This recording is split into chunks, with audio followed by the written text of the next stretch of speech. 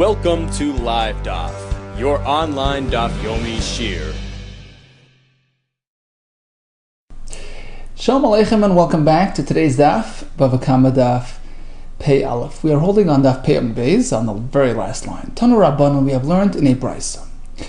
Asara Tinoin Hisna Yeshua, when our nation entered Eretz Yisrael, and Yeshua was going to administer the Chalukas Haaretz, a division of Eretz Yisrael, and distributed amongst the 12 Shavatim, he set forth 10 conditions with respect to, relating to each other's territory. So number one is, we should be easygoing with respect to allowing, the other guy's animal to come graze in our forests in a way that it doesn't really, actually harm the forest. It's just, growing wild anyways. So we should not be particular about that. We should allow that. That was a t'nai, a precondition for receiving your chelik in Eretz Yisrael. Shiu marin, anybody is allowed to pasture their animals b'chershin, in forests.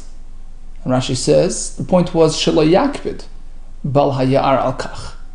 The owner of this forest, should not object. Number one. Number two, hu malaktin eitzim b'sadei. Likewise, anybody can go and pick some wood off his friend's field. And the Gemara, of course, later will explain all these takanos in great detail, exactly what and what not. So you can pick wood off your friend's field. Likewise, you can pick some grass to feed your animals from anywhere. Chutz mitilson, except for picking grass off a tilson patch. So tilson is a type of bean. Rashi calls it pangaria in French. So apparently the grass growing near this plant enhances its growth and helps it. So it is forbidden to remove the grasses from around the tilson.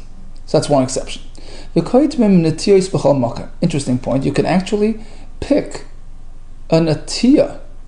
So Rashi explains this to mean removing a fresh branch, just grew on your friend's fruit tree.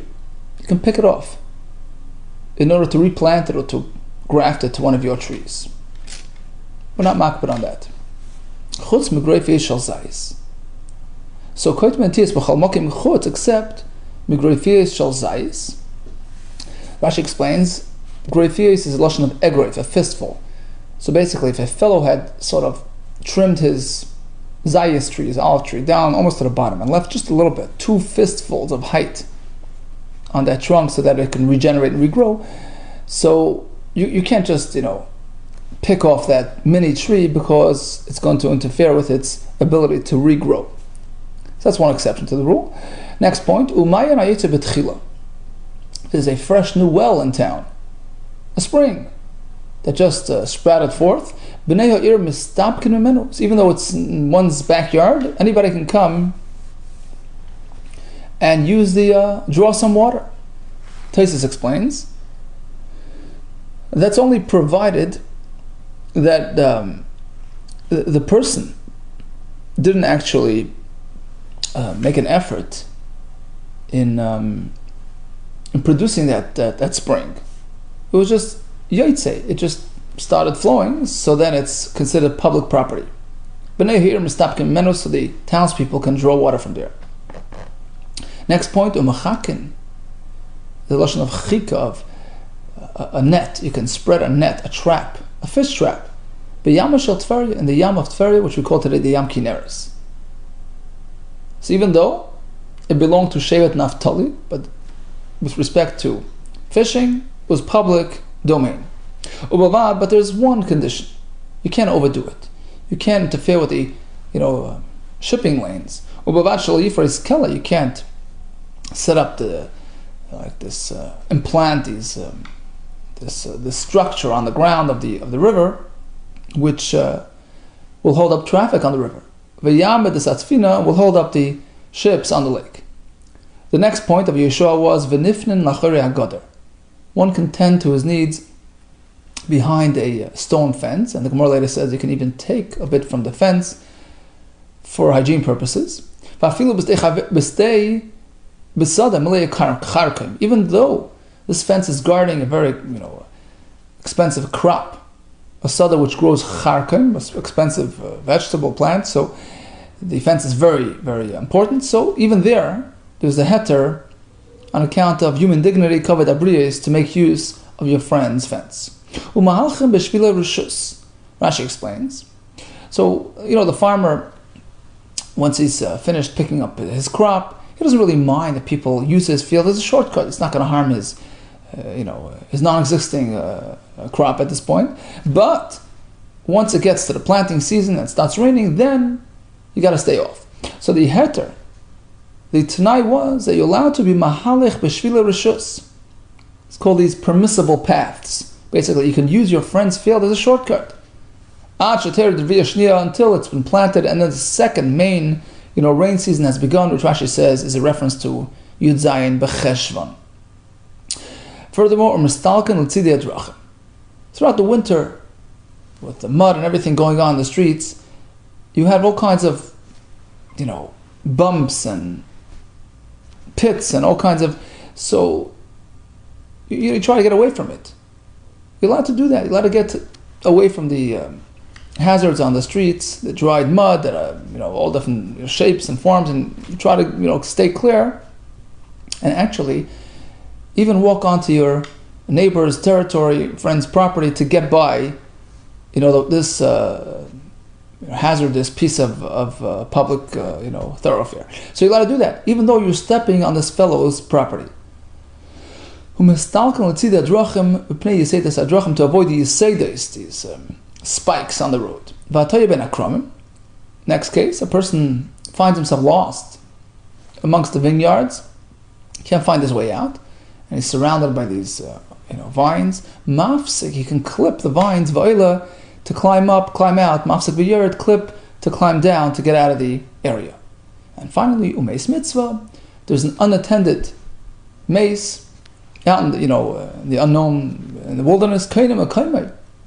So you can't move it from its location. It's kaina, it requires its place with respect to burial. So you have to bury it on the spot. Okay, let's go back and review all these takanas of Yeshua ben Nun.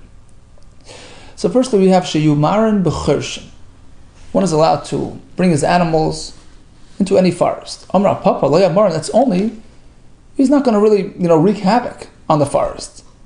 It has to be with reason. Eladaka, you have sort of a gentle animal, like a goat, a sheep, bagasa, pasturing in this really overgrown, thick forest. He's not really going to make a dent in the forest. Aval badaka badak. But if he has the ability to harm the area, he's a daka animal, but it's just a very sparsely grown forest. Bagasa is this big, powerful animal, an ox. Even if it's a properly grown forest, it doesn't matter, loy, because he's going to harm it. V'koshkin is certainly gasa badaka. If he's a behema gasa and just a small little measly forest, of course not.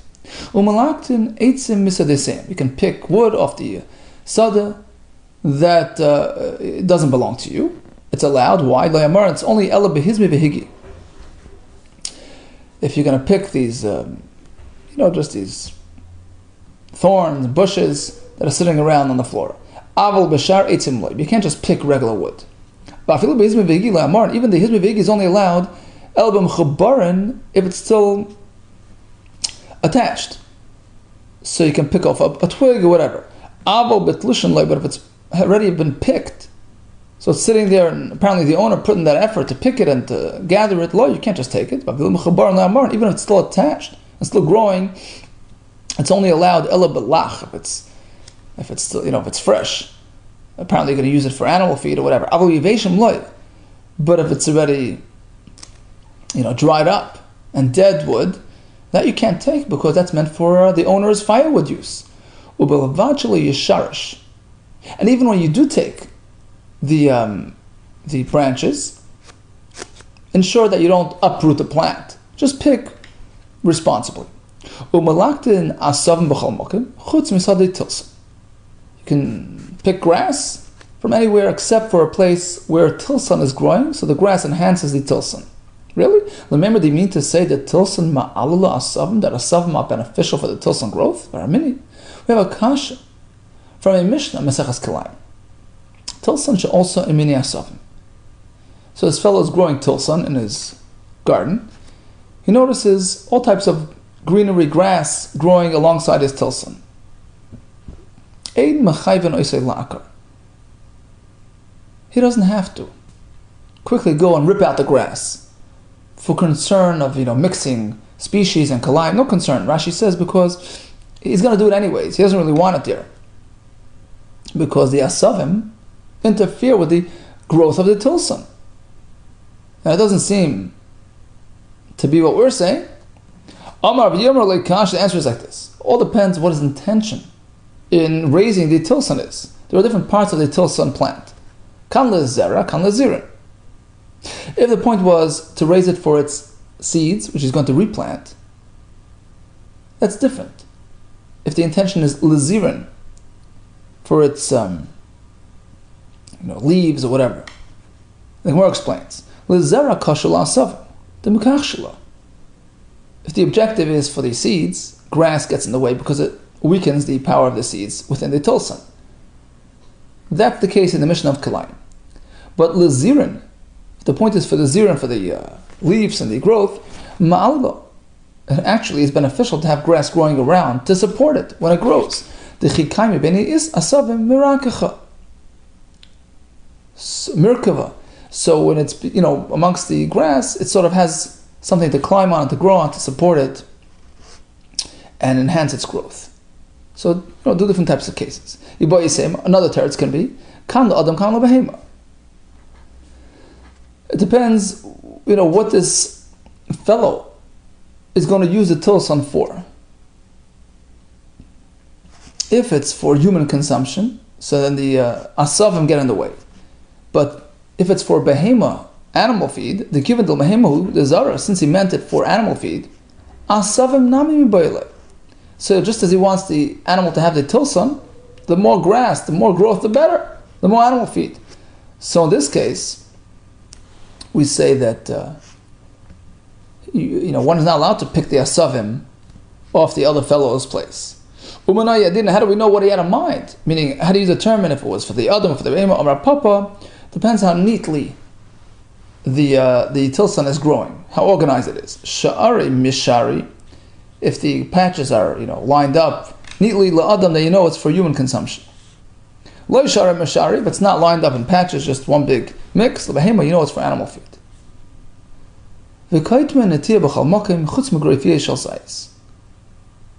So we say you can pick a branch of the fellow's tree to use for regrowth, but in a manner it doesn't actually harm and destroy the, if it's an olive tree, you have to keep 2 fistfuls off the ground. Pirush of Tancham, they explain the name of an elder man, elder chacham. Bezayis kebetza, even when you pick your branch off the olive tree, but leave a kebetza, the size of the height of an egg, of branch, still connected to the trunk. So start a kebetza off the trunk. Likewise, if you're picking kanim, reeds, bamboos, or vines, so you can only clip off starting from the pekak upward. Pekak is this knot in the branch, right? Sort of this thicker part. So you want to allow for regrowth. That's the way to do it in a safe way. Regarding other fruit trees, take just the Oyve Shalila, the weaker, less significant branches, as opposed to the powerful, significantly sized, the meaty branches, in which case you're going to destroy the tree. Going to the second pshat in Rashi, Chudai means the peak, meaning don't take from the top, the middle of the top, where that's that's where the tree grew. Actually, that's the focal point of the tree. That's the main growth. Don't take from there. And likewise, be careful. Min chadash she'eino yisei peris. If you want to pick up a branch, take a fresh one which has not yet begun producing fruit.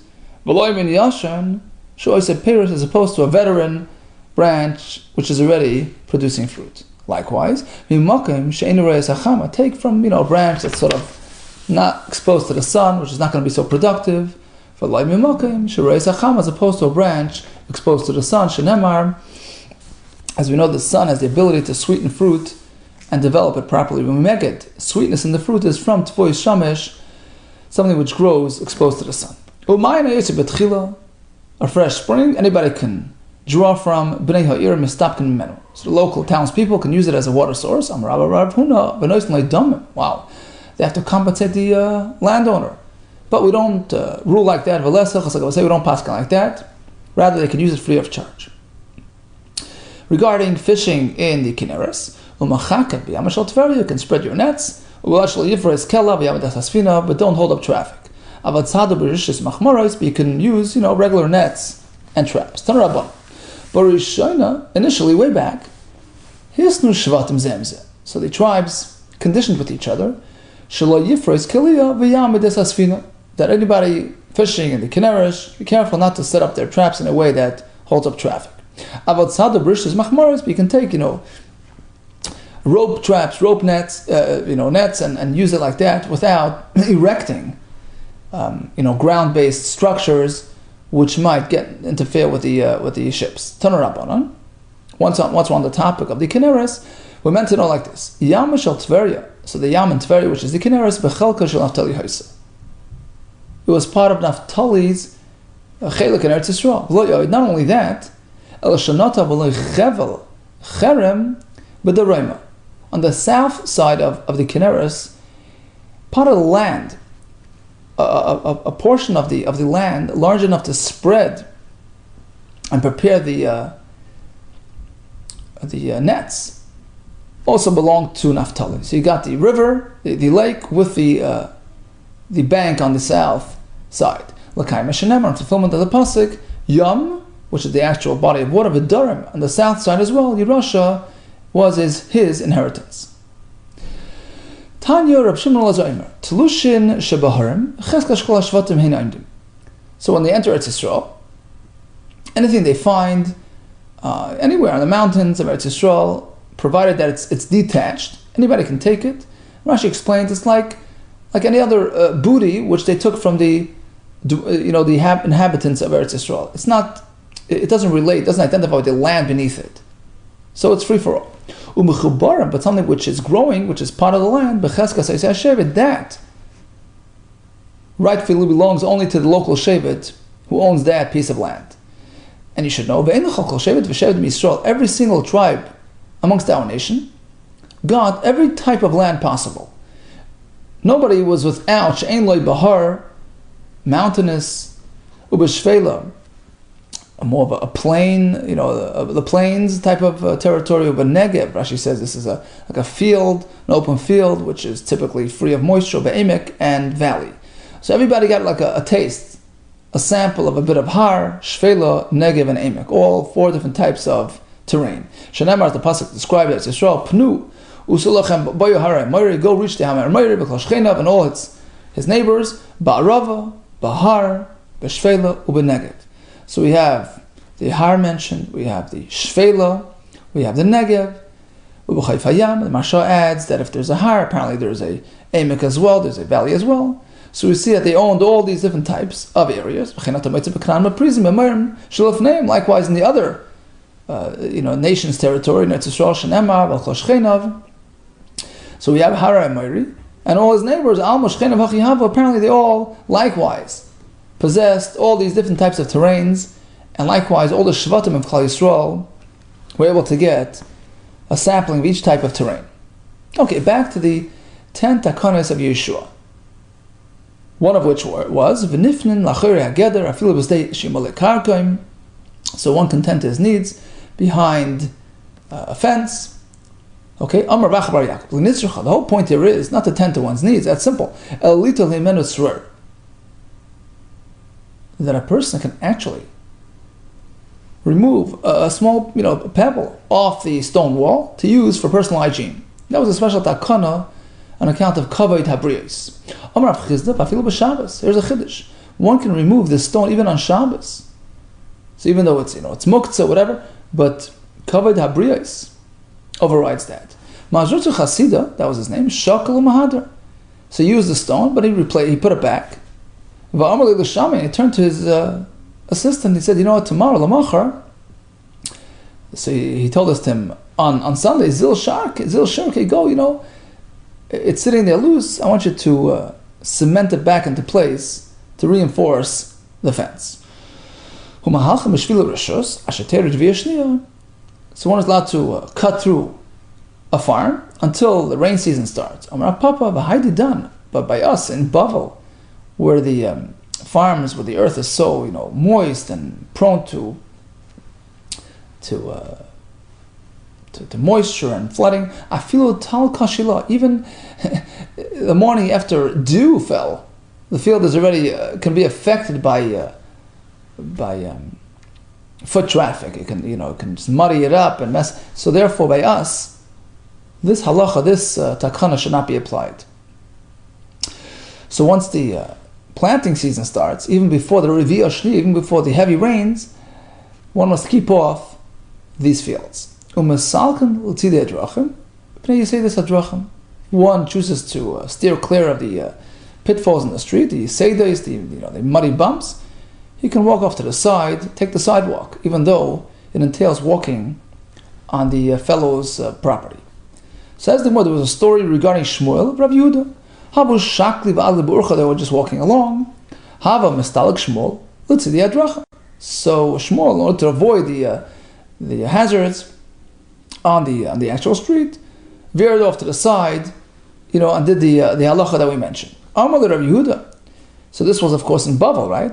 So Rabbi Yehuda asked him, Tanoin shehisna Yeshua. All these stipulations, all these takanas established by Yeshua. I feel a bit Bavel. You mean to say it applies even over here in Bavel? I thought it was only limited to Eretz Yisrael. It was part of the sort of, Chalukas Haaretz, division of Eretz Yisrael arrangement.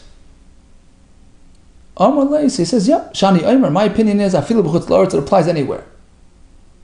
Apparently he held it wasn't, necessarily an inherent, condition within the halacha of dividing Eretz Yisrael. It was a general point that, for the sake of the community or whatever, it's like based on, the Mefarshim explains, it's like based on Hefker, Bezdin, Hefker. The Bezdin and the leaders have the ability to stipulate these conditions for the benefit of the collective good, even though it entails sort of, semi-expropriating people, giving people access to other people's territory. So bottom line is, even in Bavel. There's another story involving Rabbi Chia. Once again, they're walking down the road. Istalku. Let's see the Adrachem. So they veered off to the side in accordance with this takana. But they noticed ahead of them, there was a person, Rabbi Yehuda ben Kenusa. He was walking ahead of them on the street. He didn't want to go off to the side and encroach on somebody's territory. So he was sort of hopping from, one bump on the road to the other to try to, keep himself going. He was doing kamayu, ahead of them. And they noticed it. Rabbi turns to Rabbi Chia. Why is he being so strict on himself? Who's this individual who's sort of showing off in front of us? He's unwilling to resort to this leniency. He insists on walking on public territory on the street, despite its inconvenience. Rabbi Chia told him, Shema Rabbi Yehuda ben Kenusa Talmidihu. Maybe it's Rabbi Yehuda ben Kenusa, my student, but I know his motives are pure. V'chol masav l'shem shamayim. He's not trying to show off. He really means well. He wants to be machmer. He's trying to make do on the street. So when they got and they caught up to him, chazye. So you notice that in fact it was this person, Amalei. So Rabbi told him, "Ilav, Yehuda ben Kenusa at. If not for the fact that you're this special person that was just described to me as a person with pure motives, Gazir Sinu, I would have taken offense, I would have applied a cherem, I would have excommunicated you because you're trying to, exhibit your piousness and unwillingness to accept the takanos. Gazir Sinu l'shakach, I would have chopped your thighs, begizr the parsla with a metal, saw. It was just an expression, basically. I would have struck you with a nidui, but now, you're okay. Hatoya ben akramim, mafsik v'yored, mafsik ba'ila. Next point is, a fellow finds himself lost between the vineyards. He can pull out his clip his way out. Just as it applies to a person himself was lost, likewise, if you notice another yid wandering aimlessly, lost between the vines, you can pull out your clipper and get him out. Mafsik ba'ila, mafsik v'yored. Until you get him out to the city or the road. Likewise, a person himself can help himself in the same manner. Mafsik ba'ila, mafsik v'yored.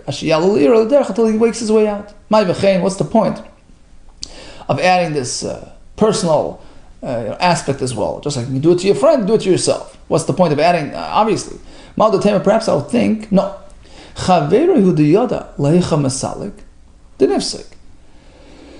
So if the outsider notices somebody in there lost, so he knows exactly how to get him out. So it makes sense he's going to clip his way in to get him out, because it's a pretty assured benefit. But if he himself, a person just wandering aimlessly, just surrounded by these vines, and he's just stuck, he has no clue which way to go. Who says he should be ripping out vines, clipping vines, and harming the vines? Lo nifsik. Rather, he should really, make a great effort to to try to find his way, between the vines, on the boundaries of the vineyards. Basically, don't cause any damage, don't do any harm, because in any case, you don't really know which way you're going. Kamashwan, the point is no.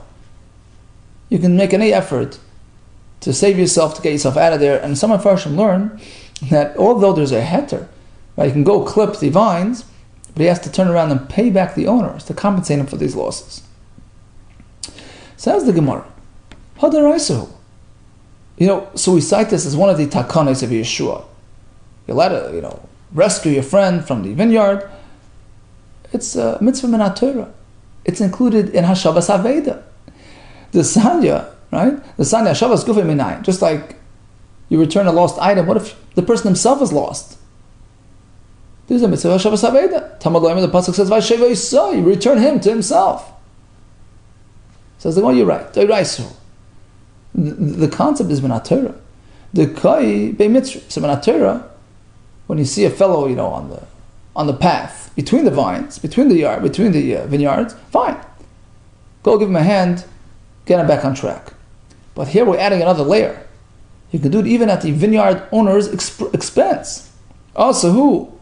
So Yeshua ben Nun came along, Takan. He added the mafsik v'oila, mafsik v'yored. You can clip the vines to get him in, to get him out, to get him out. Umeis mitzvah kana mukaymei. The next point is that a meis mitzvah is meant to be buried as is, where you find it. We have a brisa which says, "Hamaitze meis mutal be'esratya." If you find a mace lying on a esratya, a term describing like a highway, so mefaneuli min esratya. You don't bury him right there in the street. Maybe you can, how am I going to walk there? It's not a place to bury. You bury him either on the right or the left of the road. Now let's say you have a choice. Sadeh bur with sadeh nir. So you could either bury him in a field which is bur, fallow, totally fallow, or sadeh nir, which had been plowed and unplanted. Bur, so you can put him into the sadeh bur. Again, we're speaking that he found him on this highway. On one side you have a totally fallow field, and the other side a plowed field, a nir, but not planted. So you take him to the place which causes least damage, to the sadeh bur. If you have a choice between a sadeh nir and a sadeh zera, plowed but not planted, or plowed or planted, so in this case, again, mifadelis de nir, you take him to the sadeh nir. Hoyishtem burois, shtem nirois, shtem zrois. If the options are of equal, value, meaning both sides are bur, both are nir, both are planted, So then, up to you. Bottom line is, apparently we don't insist that we bury the mace on site. Amar baby, b'mutal ala meitzah. We're speaking that the mace, Rashi says, mutal b'roichav haderech, right across the road. And inevitably, it's going to cause havoc. It's going to present a michshel, a pitfall for the kohanim, etc. It's not a place to bury a mace. So therefore, you have to certainly vacate the mace. The question is where? So once you're removing the mace, so ideally, you bring it to the more optimal place, like we explained, the best of the options. But otherwise, there is a mace sitting in the middle of a field, let's say, kana makayme, that's the takana, you're compelled to bury the mace on site. Asks the Gemara. Now, we spoke about Yeshua ben Nun enacting 10 takanas, right? But if you count them up, you have 11. Amri. Question was, Asara, it's only 10. Hani chatzrei havim, it's 11. Answers the Gemara. Actually, one of them doesn't really belong on the list of Yeshua, Mahalchan. This takana of Mahalchan, Meshvila Rishus, you can, cut through your friend's field. Shloimeh Amra, that was a takana by Shloimeh HaMelech in a later generation. Kadesani, as we learned in a Braisa, Haresha Kola Peroisa Ben Asad. So we have an orchard owner. He picked all his fruit. Everything's just, quiet now. And he still refuses to allow through traffic. Ma briyos emris olav. What do people say about him? Tough fellow. No chesed. Ma no yesh ploini. What gain does he have from keeping us out? Uma briyos mazikas loy. What harm will people do? Why is he keeping them out? Olav akasav aymer. On him the pasuk says, "Miyos toiv al tikira." If you can be good, why be bad? Asks the Gemara, "Miksiv miyos toiv al tikira." There's no such pasuk in Tanakh. Why are we quoting a non-existing pasuk? Says the Gemara, actually, there's a similar pasuk with the same message. Although the wording is different, but the message is the same. We have a similar message in the pasuk which says, "Al timna toivim ba'alav, b'yois le'el yad chalasis." Don't hold back goodness from a recipient if you have the ability to give it. So what's the point of just being stingy? So this takana, this concept, is presented where? In Mishlei, right? Composed by Shloimeh HaMelech. So this is the 11th one relating to Shloimeh HaMelech. V'su leka, but we only have these. We have many more. V'yikad Rabbi Yehuda. We have Rabbi Yehuda's takana. It's not Rabbi Yehuda Eimer b'shas v'tzas v'olam. During winter time, when the streets in any case are dirty, so a person is allowed to export his animal waste out to the streets so that it can be decompose and turn into a fertilizer. Adam moitzi zivlush rab, you can put it out in the street. V'tsoivrei kol shleishim yoyim, and pile it there, leave it there for 30 days. Kadeshe nishay for ragli adam, ragli behemos, so that people, animals should walk all over it. Why are you allowed to do this? How could you make use of public property? Sha'al manas kain hinchel yeshua yisrael haaretz. That was one of the conditions, one of the stipulations established by Yeshua. We have another point. Vayikad Rabbi Shmuel b'noi shel Rabbi Yechon Breka, the son of Rabbi Shmuel b'noi shel Rabbi Yechon Breka Omer. T'nai bezno. It's a t'nai bezno. Shei zeh yerd zeh chaveri. So we have a beekeeper, and suddenly this whole group of bees flies away to his next door neighbor and lands on his tree. So Reuben, the bee owner, can actually encroach on Shimon's territory, walk in there, he can chop off that branch, to redeem, to save his group of bees. As long as he pays him for the branch, it's a takana. There's another takana enacted by the Bezdin. Let's say Reuben's carrying a container filled with honey, which was more expensive than wine in those days. And Shimon is carrying wine. Shimon's barrel bursts. Sorry, let's go back. Reuben's carrying wine. Shimon's carrying honey. And Shimon, the honey carriers, container bursts. So Reuven figures, we have one container. Problem is it's filled with wine. Let me spill out my wine, which is worth way less than the honey. Let me salvage his honey, and I'll get compensated for my wine. Yeah, you can do that. There's a special takana. You're allowed to do that. You can spill out his wine, hoping to get compensated upon saving his fellow's honey. In order to salvage his friend's honey, he could take some of the honey according to the value of his wine. Basically, he can demand compensation. Another T'nai Bezdin, a similar case.